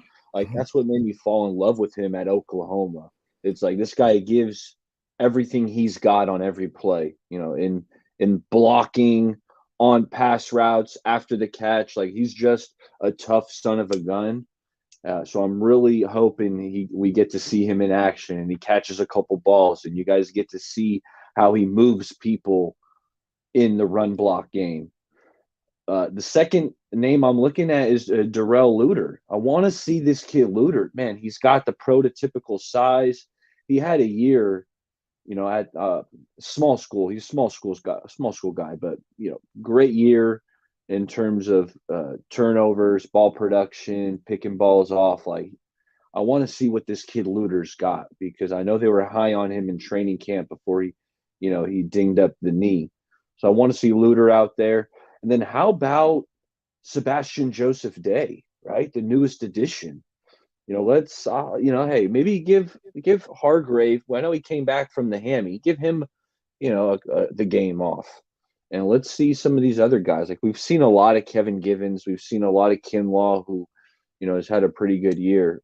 For my expectations in Kinlaw, but I want to see Sebastian Joseph Day because I think he's a pretty darn good player, and to get him kind of this late in the year was a pleasant surprise. So let's see what he's got. Get him some game reps in this system. Then, like Kelt said, man, I want to see some Danny Gray. I want to see what this kid's got. Darnold does have a big arm. Let's tell him, hey, cut a couple balls loose to Danny down the field because he can do that. He can win downfield. He's got the speed. I loved him coming out of SMU. And I like how Kelt said, like, get him the ball in some other areas too. Get him some jet sweeps because I think he's good with the ball in his hand, right? But is he going to line up correctly? Because that's been a problem for him, not lining up correctly or maybe not knowing what route to run. So let's see if Danny's kind of improved in that department because from a physical a talent perspective, I really like Danny Gray. And then the last name I got, I want to see get some burn is JP Mason. Like I want to see what 15, 18 touches of JP Mason looks like because I think it will look pretty darn good with how decisive and physical he runs. So those are the guys I'm hoping get some run and we get to take a look at. Baller, you took my guy, Baller. Like I was My gonna bad. say Jordan Mason, and then My like bad. you just put it out there. I mean, My like bad. it's okay, it's okay. Yeah, but like Jordan Mason, man, like we saw Elijah Mitchell with the 17 touches last week, and we've seen flashes of Jordan Mason when he does get touches. I want to see Jordan Mason in the game. I want to see him get double-digit carries. I don't think there's an excuse for it, Kyle. Let him get double-digit carries this game. It's a meaningless game. Let him get his carries. I want to see D. Winters out there. Obviously, Oren Burks. I'm excited to see who we got behind Fred and Greenlaw. Obviously, Luter, Womack. I want to see them in the game. But am I the only one that's excited to see a full game of Sam Darnold? Like, didn't the Niners trade Trey Lance because they thought Sam Darnold was better? Clearly better, even though when you're looking at the stats in training camp, you're like, it's not really that big of like a difference. But I want to see Sam Darnold. I want to see a full game of Sam Darnold. He had some nice throws. He had some nice throws in that Ravens game, but I want to see me some Sam Darnold. Even though it doesn't matter, he's not going to be a starting quarterback. But listen, like, I wasn't too happy when they traded Trey Lance, especially when it was to the Cowboys, but I understood the decision. But, I mean, you pick Sam Darnold, who's had multiple starts, who we kind of know who he is, over Trey Lance, who was that young kid that you drafted. I want to see some Sam Darnold. I want to see what he has. But, yeah. Is it the system? Right? We should find out. Is it the system? Yeah. I mean, Sam might be down a couple weapons. So, and anyway. I mean, I don't expect him to win us this game, right? Like, I don't expect us to win this game, but I just want to see a little bit of Sam, right? I want to see what he got. You obviously, like, I was a huge Trey Lance guy. I have his jersey, and, like, I realized I'm not going to buy a 49ers jersey. I'm not even going to buy a Brock Purdy jersey unless he signs that contract, because who knows what can happen. Like, who knows what can happen from now until like a couple of years. So like, I'm chilling out on the jerseys for a little bit. But yeah, I mean, Trey Lance, that one shocked me. Like, I remember that vividly. Like, I was coming back home from school, and I knew the Trey Lance rumors were surfacing. And then I got the tweet, and it was like Trey Lance traded to the Cowboys, and I was like, no, like this is my worst nightmare. And like surprisingly, Dak has been playing well this year, but like I was already picturing it before the season. Dak Prescott's gonna like suck, and then Trey Lance is gonna get his opportunity, and he's gonna do his thing with the Cowboys. And then NFC Championship game, Trey Lance, Brock Purdy, like some like Star Wars type stuff, like Anakin versus Luke Skywalker. Like this is gonna go down in the championship game. But yeah, I made that mistake too. I mean, I caught me a James Wiseman jersey. I thought he was going to be the next man up, and it was. So I've made that mistake too. But you know what? I mean, hey, you could cop a Brock Purdy jersey. Like this kid's for real, and he's here to stay. At least one thing about Brock, what he has already done is like worthy enough, in my opinion, to get a jersey. What he's already done in what? I'm trying. I want the red. I want the red throwbacks, with that outline. But they didn't have my size, so I'm like, you know what? I'm gonna be patient because that's the one I want. But it's like, hey, you can feel good. Get yourself a Purdy jersey. I mean, he's one of the. Man, what if it's like a Jimmy scenario where like next he hasn't won the big one yet. I need the hell nah, and Baller. I need to cop that hell nah to the nah. What if he does not? We got to rebuke it. I got to rebuke it for you, Amin. He will not. Say, man, you never know with these Niners quarterbacks. Man, he's here to stay if he doesn't get hurt. I will slap myself live on YouTube if he pulls stuff that if all right, here I'll say this: if he ever points and it's like if he does the point and it's an interception and it's just a horrible interception, man, I don't want to promote violence, so I might not slap but I might shave an eyebrow off or something. I don't know, because yeah, man, I couldn't see Brock. Of course, every quarterback's gonna have mistakes, but yeah, I couldn't never see him pulling like a pick 8. You know what I'm saying? Like one of those kind of Jimmy moments, or a Hail Mary from 5 yards out. A hell interception. But I wanted to ask you guys: could the Rams possibly not make the playoffs? I'm trying to look at the standings, trying to find out. No, they clinched. They clinched the playoffs. Okay. So there's no way that even if the 49ers did want to win the game with their backups, it doesn't really make sense. The only thing, like I was thinking about it, the only reason I would play the starters even think about it is because you have that streak against the Rams, right? That's the only reason I would be like, maybe, to keep that streak alive. But like, I don't really care about the streak. We know when the two starters play each other, when our starters go up against their starters, who comes out on top 100% of the time. But that's the only reason I would even think about playing the starters. But if they already clinched the playoffs with the Seattle loss, I really don't think there's a point. Like, don't even risk it. Like, I don't really think it's worth it. Hey, we're gonna jump in. Go ahead, bro. Can I jump in, because we got his comment up here? Beto, aka Niner Sickness Podcast. Oh, there it is right here. He is the champ of the Straight Out of the Bay Fantasy Football League. Beto, congrats, Beto. Congrats. I thought I had a chance at it, but my team let me down last round. So, I had to battle it out with Kelts for third place, and he took me down. So, Kelts, congrats on third place. It was a great season. Thank you to all those who participated. This chain right behind me, Beto, I'm going to get that to you. I'll reach out to you how I can send it your way. So congratulations, Beto. Great season. Thank you all who participated. Man, I absolutely enjoyed it to the fullest. Well said, Baller. It was my first time ever doing fantasy, and I loved it. I love to freaking compete.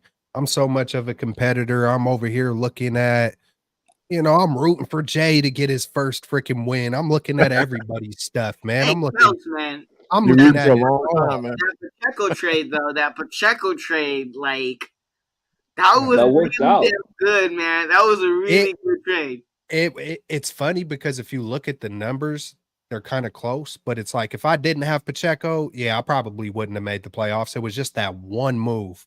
Like, because some of my games were close. Like I scored a lot of points, but then, I was getting everybody's best game. It felt like I gave up a lot of points too, if that is a thing in fantasy. But Baller told me, "Hey, man, it was, 2 things. It's like half skill and half luck because, Beto" wait, it didn't even know I was in the it's so crazy about Beto, bruh. I think he didn't play I don't think he played like, he played Lawrence, but, it comes back to you, Baller. It's half luck and half skill because he didn't play Lawrence and he didn't there was, like, 2 main guys that were just out that week. He didn't even switch them, and he still won the freaking championship. It was like, you get you it was wild, bruh. Like, It was I it was it as was a wild. competitor, I feel bad. Like as a competitor, As the a fact that someone won the playoffs without someone won the league without even checking, oh my Bruh, goodness. he didn't.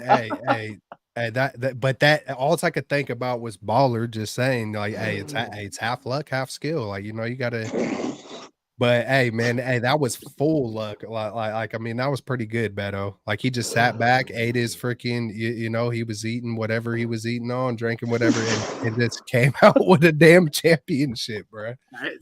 He got the chain. He won it. Hey, I wanted it too, man. I was trying. I probably made like 75 trades. I'm sure I was leading the league and making moves on. I was I can going left. imagine Phelps every day on the waiver wire doing his thing, every day checking the waiver wire. Almost. Hey, there was a good Dude. couple of week period where I just left it alone for a while, but yeah, for the most part, oh yeah, I And was the Niners trying my people heart didn't out. even check you for the 4 weeks or 3 weeks of the playoffs, and then we end up finding up on the screen. He's like, "Oh shit, I won!" Man, Uh, congrats, Beto. It was hella fun, man. Hey, I enjoyed it. Yeah, we got to get a money one going next year or a couple of them. I don't know because yeah, I'm sold. I'm bought in, so it's only up from here. Uh, man, good stuff, Baller, for integrating it and bringing it to life, man. Props to everybody who played, man. We'll keep this thing rolling.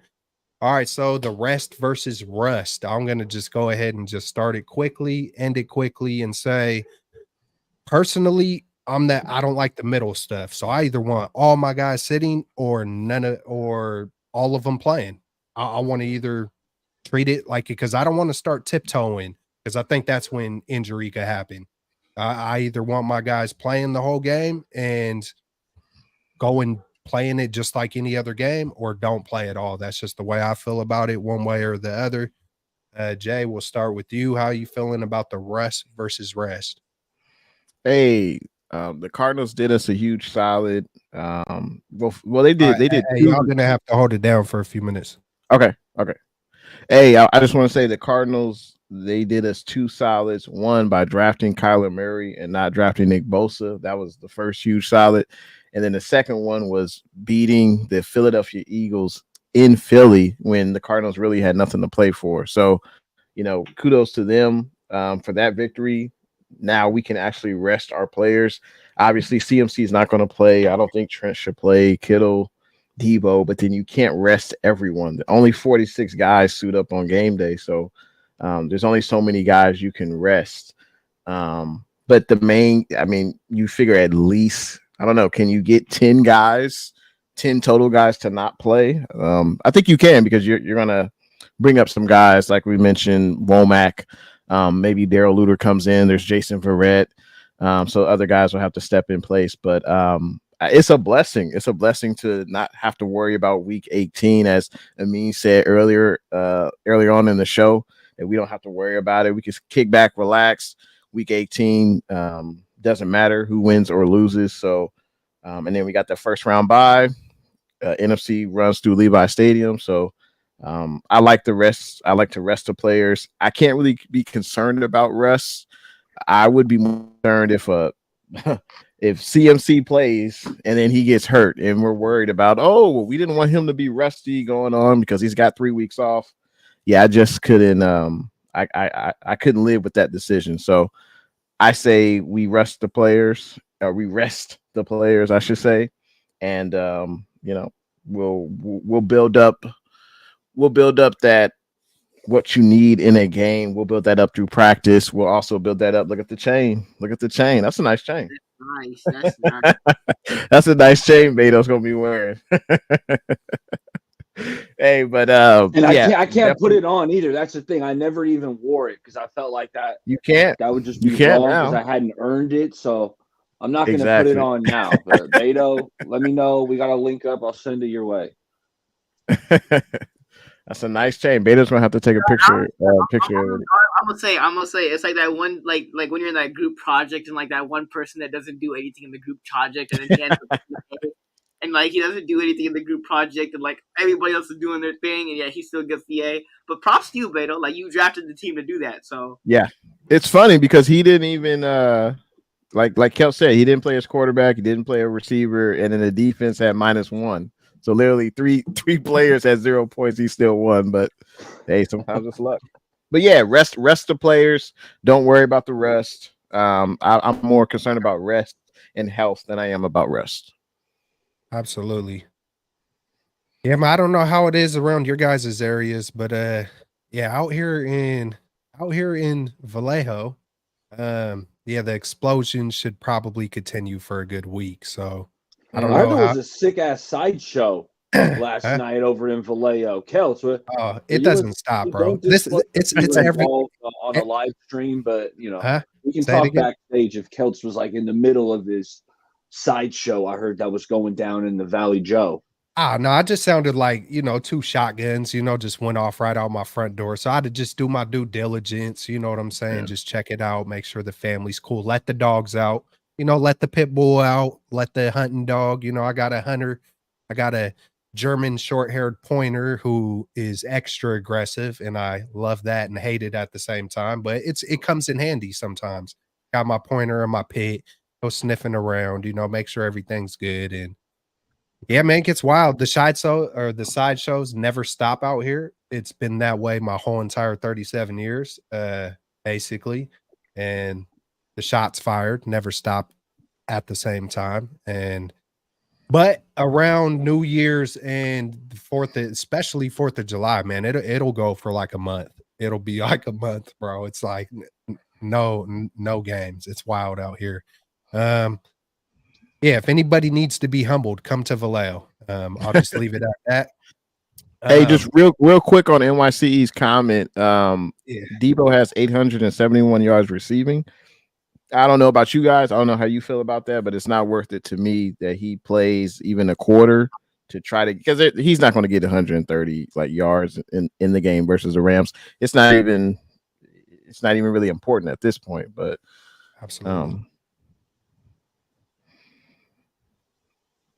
Niner Sickness Podcast. Mexican do get lucky. I just wanted to say it just because we love you, Beto. Rest versus rest. You already know we need the rest. We need full health. Anything because we could utilize practice however we need to stay sharp and do all those kind of things. Hey, we're in prime position, just like someone said earlier in the chat.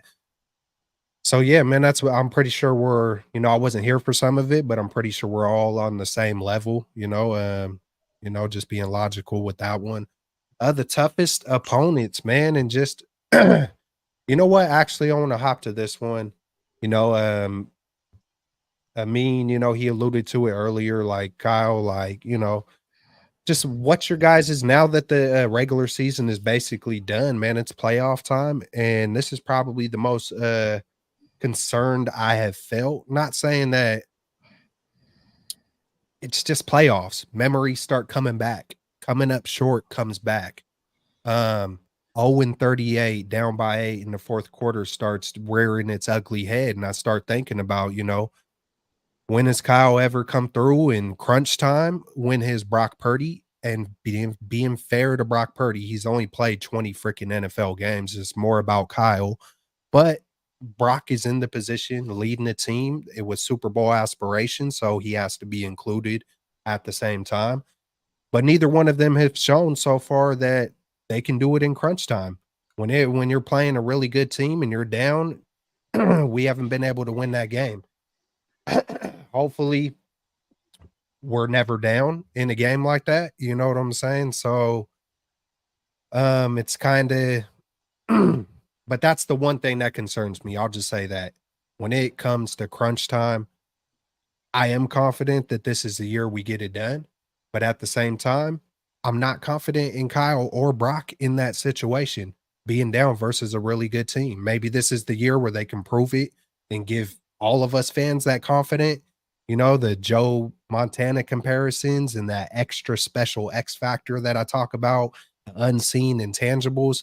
We got to see it, Kyle, or hopefully we don't have to see it. Hopefully, there are times where you just not steamroll everybody, but to where you're just front running all the way to hosting, putting up the Lombardi trophy.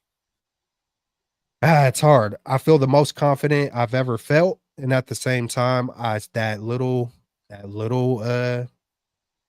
monster comes back and says, "Hey man, I haven't seen it been done from Kyle yet." So I'm worried about that. I'm worried about um making the necessary adjustments at halftime, benching someone if you got to in the spur of a moment, just doing whatever it takes to win. Reminding myself on just all the times, 2019, in the Super Bowl and, not throwing the ball with Jimmy, throwing the ball 8 times and expecting him to go into a Super Bowl and be on point or whatever it is. Um, Yeah, please tell me what part. Oh, the Vallejo part probably. Yeah, don't stop. But how are you guys feeling about going into these playoffs and in those ugly moments? Like where's your guys' confidence at like on this team? Like, just in crunch time, how you guys feeling about it? We'll start with you, Amin the Dream, and then we'll go to Baller and Jay. There was comparisons with Andy Reid and Kyle Shanahan. And if you remember Andy Reid before Patrick Mahomes, especially with Philadelphia, making it to multiple NFC championship games, not being able to get it done, making it to Super Bowls, not being able to get it done.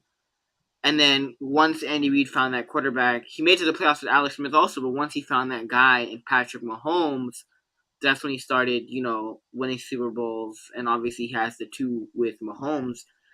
So in a way, I also feel like Brock Purdy, even though he's played really, really well, and if you really think about it, if we make it to Super Bowl, we end up losing, or whatever the circumstance is, like this is like Brock Purdy's first full playoffs if he's able to stay healthy. He's still such a young kid, but is Brock Purdy, which we all think he's the right guy, we all think he's that guy. In a way, if Kyle Shanahan has that guy in Brock Purdy, will he be able to get it done? With Mahomes and Andy Reid, they were able to get it done. All Chiefs fans think Mahomes is that guy. He is that guy. He ended up being that guy. They ended up getting it done. So with Kyle Shanahan, if we all think Brock Purdy is that guy, and for the most part, I think he is that guy, Kyle Shanahan, can you get it done? You don't have that leash of Jimmy Garoppolo where, you're kind of being held back. With Brock Purdy, you don't have that. So I don't personally think there's an excuse not to make the Super Bowl this year with Brock Purdy and this team. I really don't think there's an excuse not to make the Super Bowl. If you lose in the Super Bowl for whatever the circumstance is, unless you blow another lead, I'm like, as much as it'll sting really, really badly, I'll be like, I get it. But if you don't make it to the Super Bowl and you have a healthy team, I'm gonna be honest. I know it might be a topic, but I think all the teams in the NFC are really, really beatable. And I think when the Niners are playing at their best and when those teams are playing at their best, I think the Niners are like a levels better than the NFC teams. Obviously, against the Ravens, we struggled a little bit. And if we do end up facing the Ravens in the Super Bowl, if we end up losing that, it'll sting depending on what the circumstance is. But I think there's no excuse for Kyle Shanahan, especially if you have that guy, which I think Brock Purdy is, for you not to be able to make it to the Super Bowl. Am I confident in Kyle Shanahan? Obviously, he's had issues in the past, but it's like I don't know how to judge it because it's with a different quarterback. Whereas obviously with Atlanta, he wasn't the head coach. Obviously, with Jimmy Garoppolo, he had some limitations. But with Brock Purdy, I don't really know how to judge the situation because I don't know what he'll do in crunch time with Brock Purdy, with a quarterback that he trusts. But, obviously it is a little bit concerning that, there's some stats out there, he hasn't won a game when he's down by 3 going into the fourth quarter, when you're down by 7 going into the fourth quarter. Am I the only one that's worried about Jake Moody? I know it's like a side topic, but I'm like, you guys are worried about other guys. I don't know why I'm worried about Jake Moody. I feel like even when he kicks like PATs or field goals, it's almost like curving in, and you're like, it might go out, and like it barely sneaks in, and I'm like, like I don't know why I'm like worried about Jake Moody. I feel like if a game comes down to a field goal late in the game, I don't know. I like that's probably one area of concern for me. I feel like we could end up losing a playoff game with Jake Moody game on the line, and he ends up missing it. I hope that's not the case, but that's definitely one area. That's like one player that I'm worried about. I know Baller's worried about Ambry a little bit, but I'm a little bit worried about Jake Moody. But I am more confident with Brock Purdy going into the playoffs this year, and I think Kyle Shanahan has no excuse not to make it to the Super Bowl this year. And Kyle was so genius. He's already got the rookie, the built-in excuse for with Moody, man. It's like it just never stops. Look at no, I'm kidding. I don't even mean to play devil's advocate because it's just not going to end that way. And if it does, I might have to shave both eyebrows off at this point. But yeah, man, it goes to Baller, man. What's your level of confidence in crunch time with, I guess I could just say just Kyle Shanahan or just the 49ers? Listen, man, I'm confident, and I did this exercise yesterday. I was thinking, like, is there any head coach I would rather have other than Kyle Shanahan? And I'm thinking even like long term, like considering age, and how long I expect. Like, I think Kyle Shanahan is probably the top candidate for who I would want coaching my team. So yes, I have confidence in him. I got confidence in Brock Purdy. That being said, with Kyle, it ain't all lollipops and butterflies and rainbows in the playoffs, because just when this topic came up, I jotted down a few things that I would second guess about Kyle, whether it's regular season or Super Bowls or playoffs. There was, I forget what game it was, but in the first half there was some time management issues where we could have got the ball back right before halftime with some time on the clock, but they didn't use their timeouts. That's just one example. Also, there was a mismanagement of time in the Super Bowl against the Chiefs, right? Again, that was also right before half, where it was, let's get aggressive, let's get some points. But Kyle got super conservative and was just content with, running out the clock and heading in. So there's some areas where I do get critical, and a lot of it has to do with like clock management. I mean, the Super Bowl, I know he's not the head coach, but he is the one calling the plays on offense. The Falcons are up 28-3. They're in field goal range to tack on another field goal, yet he's calling pass plays for Matt Ryan. Matt Ryan gets sacked, takes him out of field goal range. That was one Super Bowl. Going back to the Chiefs, Niners have the lead in the fourth quarter. If Raheem Mostert could pop a couple runs and that clock's ticking down, maybe the game ends differently. So those are just a few things. How about the missed challenge? This was before Brock Purdy got injured against the Eagles, right? That Eagles opening drive, Jalen Hurts threw a ball down the sideline to Devontae Smith. The ball hits the ground. It was not a catch. Talanoa Hufanga saying incomplete. The challenge flag was not thrown. So while I am confident in Kyle Shanahan, and there's not another head coach I would rather have than him, there's something he's got to improve. The critical decision-making, clock management, like instantaneous decisions that need to be made in a split second, Kyle Shanahan's got to improve in that department. He needs that right-hand man.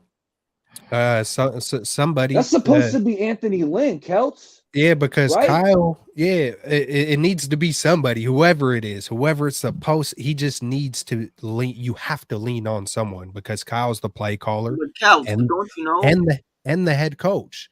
So it's like I think sometimes he just has so many things going on in his head.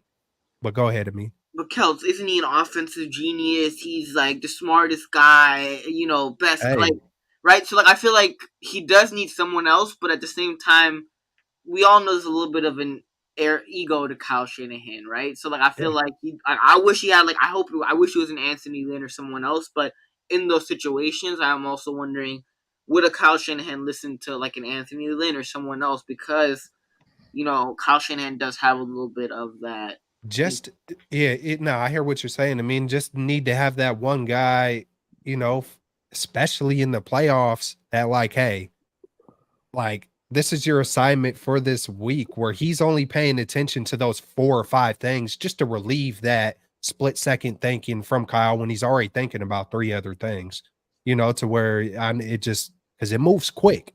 It moves quick. So I'm pretty sure they already have something like that through communication.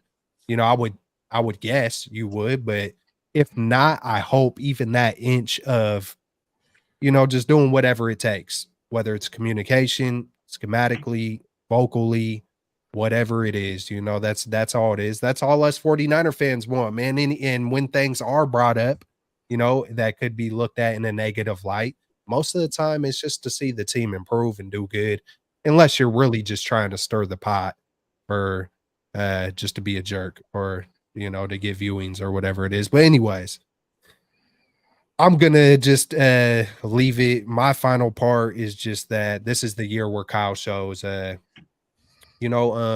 hard to win in the NFL whether you're down and I almost said a Nietzsche. NYC, is that who it was? He was saying just how overinflated that stat is. And I get it, but at the same time, we've come up short, man. The proof is in the pudding, and we've come up short and come up short. And at some point in time, you don't want to be looked at like the Bills in the early 90s and a team that never did it. You know what I'm saying? You gotta kick the door down. You gotta, you know what I'm saying, make the right calls, at some point in time. And I feel like this is the year. And yeah, man, I don't think you touched on it, Jay. How you feeling confidence wise in crunch time in these playoffs coming up? Yeah, Amin brought up a great point about Jake Moody. But if you look at Jake Moody's stats, he's 21 of 24. He's hit, that's 87% of his field goal kicks. I think the only 2 games he missed were games that we lost, right? Now, there's definitely concern since he's a rookie kicker. Obviously, there's going to be more pressure added to his kicks in the playoffs. But with this talented roster, with this genius of a head coach and Kyle Shanahan, our game shouldn't be left up to a rookie kicker kicking a 50-yard field goal to send us into the next game. Like it shouldn't really come down to that. We shouldn't put Jake Moody in that situation. I'm more of a clean slate kind of guy. I'm not going to relish on the past because I never think it's a one play that lost you the game. Granted, he didn't throw the challenge flag against Philly. Well, Purdy got hurt anyway. Like unfortunately, it didn't really matter. Now when that happens again in the playoffs, what will he do? And I think for me, I'm just leaving that. I'm not dwelling on it. I think the players will make the plays as long as he gets the players in the right position and they do their job. I think everything will, we'll put ourselves in better position to win. I'll say that. My confidence in Shanahan is high at this point. He hasn't gotten it done, but on the other side of failure is success. Like you just have to keep pushing, keep going at your goal, and you continue to fail until you succeed. Mentioned Andy Reid. Hey, he had hella success in Philly, but he just couldn't get it done. He ended up getting fired. He found his quarterback, and now he's two-time Super Bowl champion. So my confidence in Shanahan is high. My confidence in the talent is high. I like to say that CMC, that was the greatest trade in 49er history, or at least since I've been watching the Niners. I don't think we've traded for a better player than CMC and the type of season he's had. But my confidence is high. There's no team in the NFC that really scares me. If we play Baltimore, people are saying Baltimore, and they've had super successful regular seasons before. Hell, Lamar Jackson has won an MVP before, but in the playoffs, he's only won one playoff game. So he's got to prove that he can do it in the playoffs, just like Moody has to prove he can kick, just like Kyle has to prove he can win the big game. So there's a lot to prove, but I'm more of a clean slate. Let's see what you do when that time comes. Have you learned from your previous mistakes? And that's my approach going into it. Yeah, it's kind of wild to think how many damn Super Bowls Tom Brady won that think there's only a few quarterbacks in the NFL right now who have won Super Bowls. You know, it's Or active. yeah, What, Flacco, yeah, Stafford, Stafford, Mahomes? Mahomes. You know, I don't know if Nick Foles is still It's around, but still in, yeah. he isn't doing. You know, but I mean, that just shows how hard it is to do it, man. You know what I'm saying? So good points, Jay in the Bay. And, you know, there's hella layers to this thing. It's never Yeah. just one thing. There's so many different angles, so many different pieces. Unfortunately, we only got one mouth and we can only say so much at one time. And I think that's kind of what be happening to Kyle sometimes. Like, you know, he's so on point that he wants to be able to control it all because I think he knows that his way is the best way and he's got it the smartest way and the most efficient way. So I think, but I'm sure, he's leaned on guys like Brian Greasy, who Kyle Shanahan has said that's one of the smartest guys he's ever been around his entire life. I'm pretty sure they're communicating here and there on what to do in certain moments and how and why. And so hopefully they just all continue to lean on each other, just like the 49ers team has been doing, just like Ayuk, Amin said it earlier. Like one could argue that all the weapons around Ayuk makes what Ayuk is doing even more impressive. To be able to maximize every opportunity, like Purdy is doing, maximizing every opportunity. I think he got the record with the 49ers, for the most passing yards, and I think he did it in 100 less throws than every single one of the other guys. And I'm just quickly throwing out there, it could even be 130, it could be 90, whatever the exact amount is. But it just shows these guys are maximizing to the fullest. Hopefully Kyle does it too. Hopefully the trust continues to grow. Another thing I wanted to say is when Brock was pointing to Ayuk, you could tell that how much room they got to and grow, or how much more room they can grow with each other. Because when I look at Purdy and all the weapons, it feels like these guys have been around each other for 5 years, but it's only 20 regular season games. But we've seen a couple weeks back where they were off, where Brock and Ayuk was off on a couple of things. And you see here where Brock is like pointing, but he points like twice, kind of like they're double checking in live in real time to go here. He goes there, he throw, and it's just, it's impressive. And it also showed me that there's another level they can get to. You keep doing these kind of things and you're going to grow. So the playoff picture, hey, it's looking like we could see the Eagles and Dallas. You know, it's going to be interesting to see how it all unfolds. I still think the Rams are a team, just like I said last week, or I said even before we played the Ravens.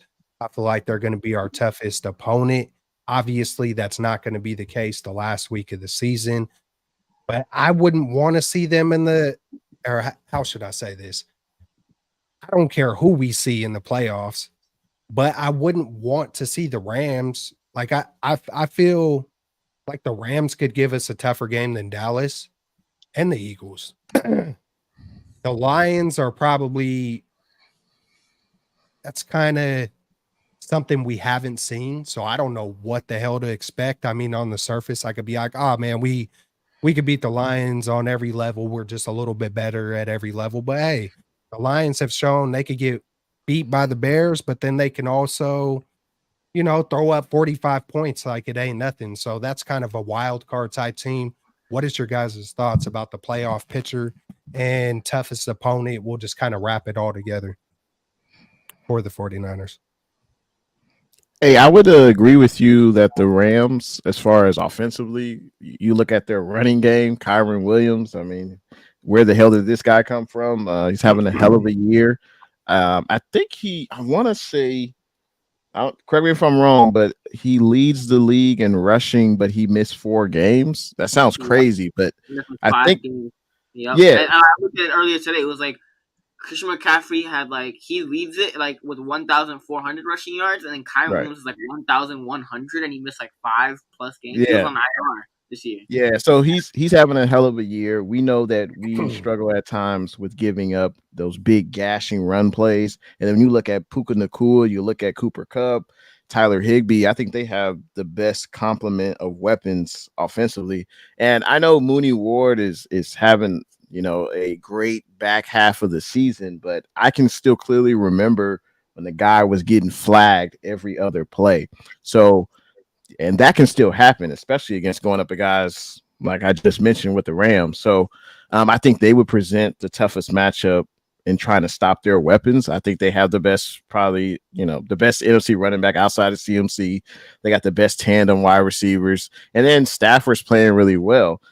Philly's got weapons too, but they're not. I mean, how the hell you lose to the Cardinals at home?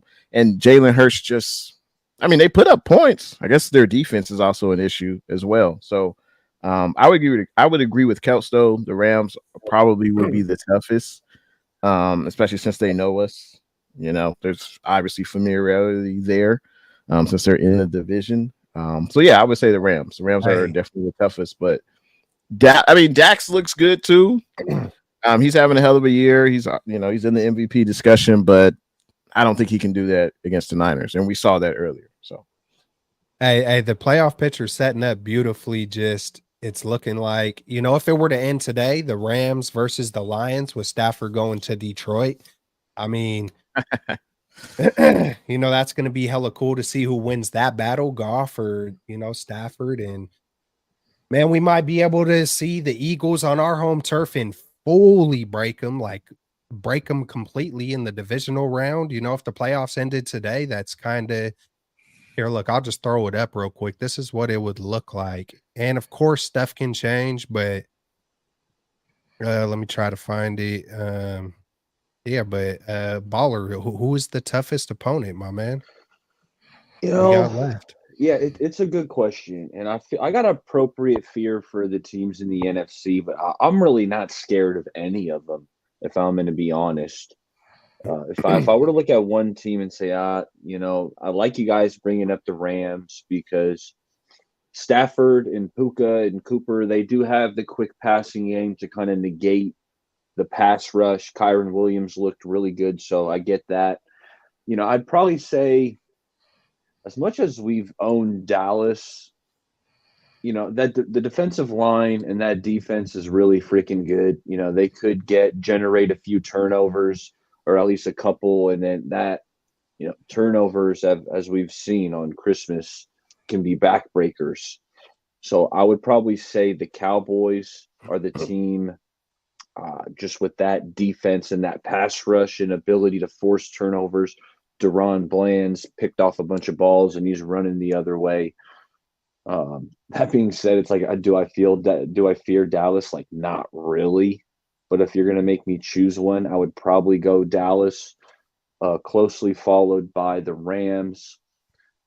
And the Eagles, like, I'm not going to write them off. They haven't looked good lately, but you still need to bring everything you've got, because when you got A.J. Brown, Devontae Smith, DeAndre Swift has looked good at times. So I got appropriate respect for all the teams in the NFC, but let's be honest, man. This is the Niners' NFC to lose. If they play their A game, they're beating every single one of these teams, and probably by double digits. So I love it. I love it. I love it.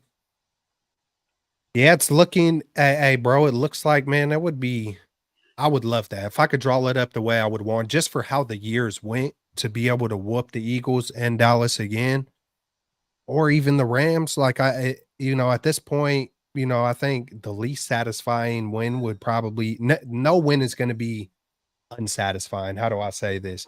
The Lions. But if we beat any one of the other three teams, assuming that those are the teams that will advance and do what they got to do to see us, and hey, we still got to do what we got to do. Nothing is given in this league. But so I'm great. I like how you brought that up, Baller, that you can't sleep on the Eagles regardless of what they've done. They proved last year, regardless of how they did it, that hey, they got to the Super Bowl and they played a hell of a game in that Super Bowl. So they could wake up at any time, and but it would be lovely to see us whoop the Eagles.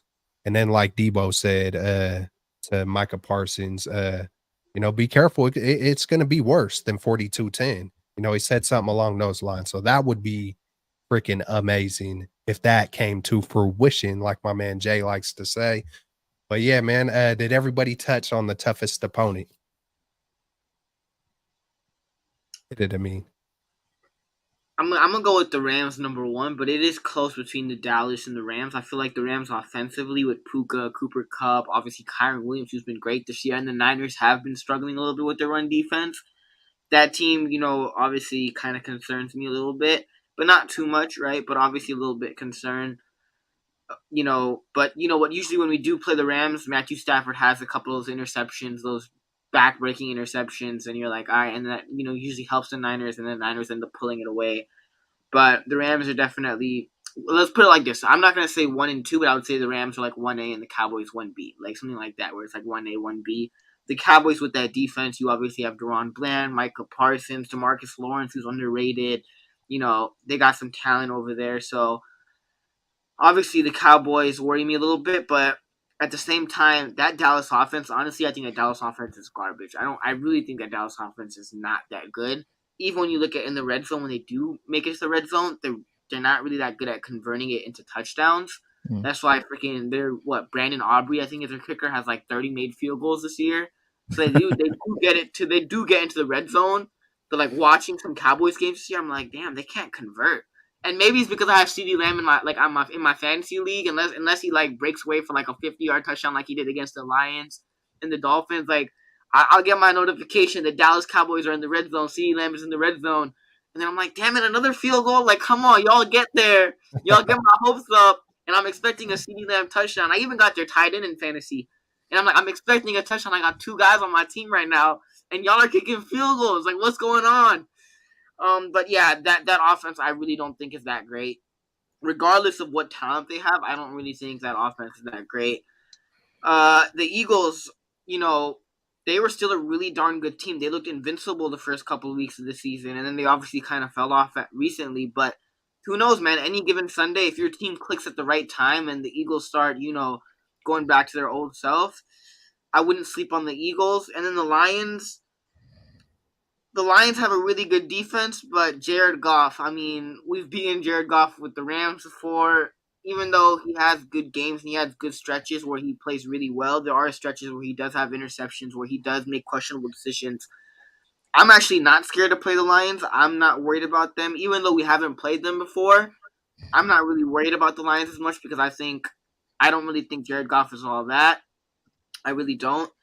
But bottom line is this: when the Niners are playing their best ball, and when these NFC teams are playing their best ball, there's levels to this. Like there's levels to this game, and when the Niners are playing at their best, I think they're better than every NFC team by a pretty darn good margin. And that's me being humble. Right? Like they're pretty good they're like way better by a good margin. But if we're really being honest, we mollywopped like Kel says, we mollywopped the Cowboys, we mollywopped the Eagles. We haven't played the Lions, and then we've beaten the Rams in the regular season like 8 times in a row, 9 times in a row. Like, so I ain't really worried about these teams. But obviously, any given Sunday, and there are strengths to these other teams. But if the Niners are playing their best ball, I'm not really worried, except for obviously the Ravens if they do make it that far to the Super Bowl, which we all hope that they do. But besides that, this NFC is not really something I should be worried about. As long as the Niners come out and don't shoot themselves in the foot,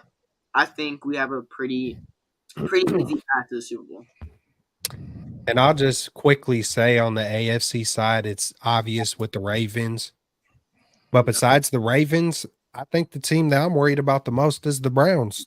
I'm worried about the teams with the best defense. I'm worried about the teams with that does the best in the trenches. I'm not looking for the spectacular Patrick Mahomes names because I'm just worried about the teams that match up with the 49ers. And the things that we have not done well with is the physicality of those teams in, the North?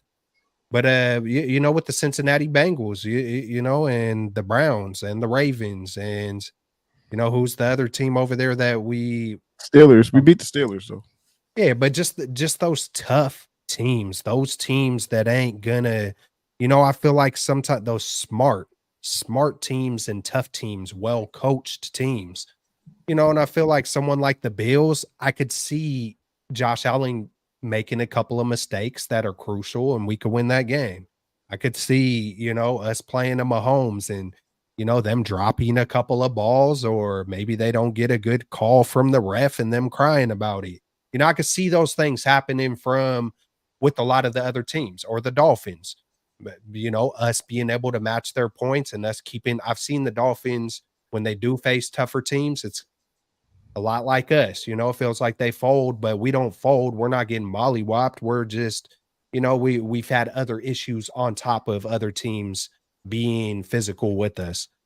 It kind of all came at the wrong time, for the times I'm talking about. So those are the teams I wouldn't want to see, but at the same time, I want to face the best. To be the best, you got to beat the best. So however it comes to, however the story ends, those are the teams I would consider myself worried the most about. Even though, man, like Baller said, hey, we are the best team. And when we're clicking on all cylinders, I'm not worried about not nobody. Hopefully we get to see full cylinders, the Nas, hopefully we get to see it all. Hopefully that's the one thing I'll pray for, is that we get to see a full squad with no excuses. And if we lose, it was because the other team was better, man. I just hope we don't shoot ourselves in the foot. And that'll be my closing statements on top of it. We appreciate everybody who tuned in. Much love. Love doing this every Monday night. We'll continue every Monday night. So tap in, hit everybody up on the likes, subscribes, all those kind of things. Much love to everybody. And we'll just go around the table. Hit it up, Jay. Yeah, huge shout out to everyone that came through, supported us tonight. Happy New Year again to everyone. I'm looking forward to seeing, hopefully, Deebo Samuel and that wide back. Hopefully, we see more of that in the playoffs. Maybe a few less carries, even if it's 3 to 5 less carries of CMC. Give it to Deebo. I think that would help to create. I mean, he's the most physical player on offense, Deebo. I feel hardest to bring down. So hopefully, we see that in the playoffs. Haven't really seen him do that much of that in the regular season, but it's playoffs and it's one game and you go home. So hopefully we lay it out on the line. But always a pleasure doing the show with you, gentlemen. Looking forward to next Monday night, and appreciate everyone tuning in. And a happy New Year to everyone again. Yeah, I got two things to say. Oh, one, one of my other teams, the Lakers, they got their in-season tournament championship. So now I just want my Mute his ass. Mute his ass.